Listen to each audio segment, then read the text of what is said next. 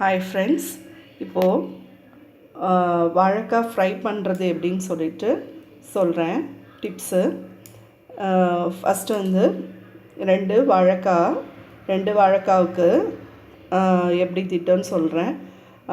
வாழைக்காவை நல்லா இது பண்ணிவிட்டு ரெண்டு பாதியாக கட் பண்ணிவிட்டு அதையும் ரெண்டாக கட் பண்ணிவிட்டு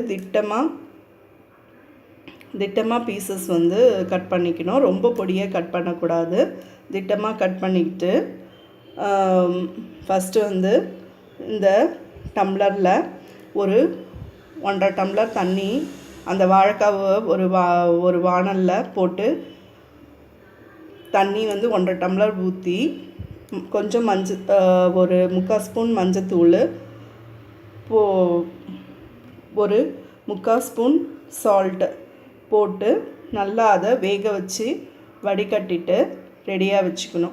ஃபஸ்ட்டு சொல்கிறேன், இந்த வாழைக்காவை நம்ம மீடியம் சைஸில் பொரியலுக்கு கட் பண்ணுவோம் இல்லையா, அந்த சைஸில் கொஞ்சம் மீடியமாக, ரொம்ப பொடிசாக இல்லாமல் மீடியமாக கட் பண்ணி வச்சுக்கிட்டு ஒரு வாணலில்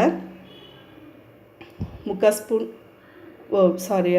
அரை ஸ்பூன் வந்து மஞ்சத்தூள், 3/4 ஸ்பூன் வந்து சால்ட்டு, இதில் 1.5 டம்ளர் தண்ணி விட்டு நல்லா வேக வச்சு, அதாவது ரொம்ப குழக்குழன்னு இல்லாமல் கொஞ்சம் ஓரளவு நல்லா வெந்து எடுத்துக்கணும்.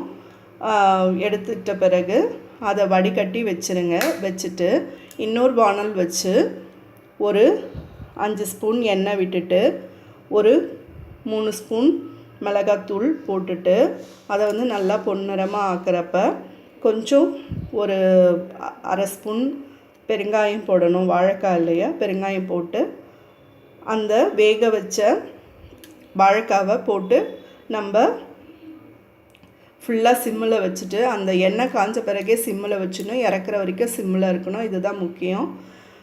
சிம்மிலையே அந்த வாழைக்காயை, வேக வச்ச வாழைக்காயை அதில் போட்டு, உப்பு போடக்கூடாது, இதிலே நம்ம உப்பு போட்டுடுறோம் இல்லையா, அதனால் அதில் வந்து எண்ணெயும் மசாலா பெருங்காயம் இதை மட்டும் போட்டுட்டு அது வந்து நல்லா கொஞ்சம் பொன்னிறமாக அந்த நெடி போன பிறகு இந்த வேக வச்ச வாழைக்காயை அதில் போட்டு நல்லா ட்ரையாக அது நல்லா ஃப்ரை ஆகி மொறுன்னு வரும். அது ரொம்ப டேஸ்டியாக இருக்கும். நம்ம அதாவது இந்த தக்காளி சாதம், கலர்ன சாதம், ஏதாவது நம்ம தயிர் சாதத்துக்கு ரொம்ப டேஸ்டியாக இருக்கும். சாம்பார் சாதம் அதெல்லாம் வச்சு சாப்பிட்றோம் இல்லையா, அதுக்கு வந்து இது ரொம்ப டேஸ்டியாக இருக்கும். ஸோ ட்ரை பண்ணி பாருங்கள் ஃப்ரெண்ட்ஸ். ரொம்ப ரொம்ப சிம்பிள். ப்ளீஸ் என்னோடய சேனல் ஃபாலோ பண்ணுங்கள். பிடிச்சிருந்தால் லைக் பண்ணுங்கள். Okay, thank you very much.